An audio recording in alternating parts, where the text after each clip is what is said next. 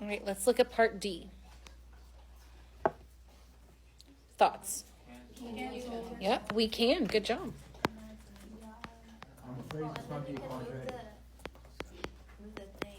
Move the thing.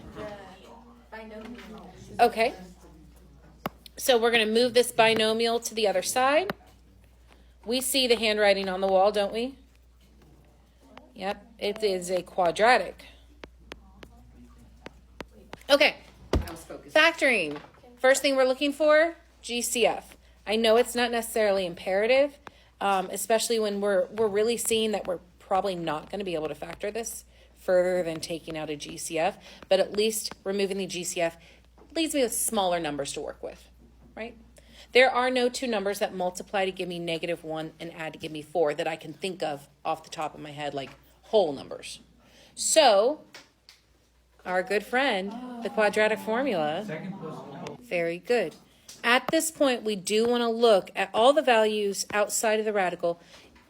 Are they all divisible by the same thing? And they are. They're all divisible by 2. So we have x equals -2 plus or minus √5. Now I'm going to break that down into the two separate answers.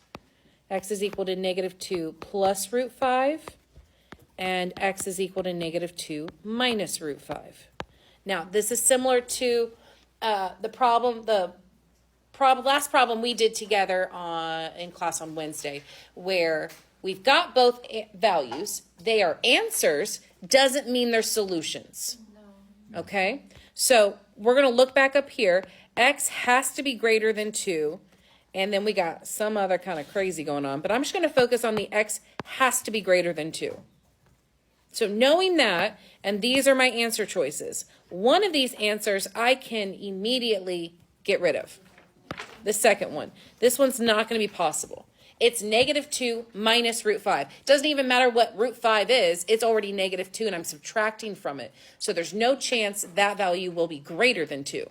Now, again, these are non-calculator problems. You are expected to know how to estimate what the root of 5 is. 2.2.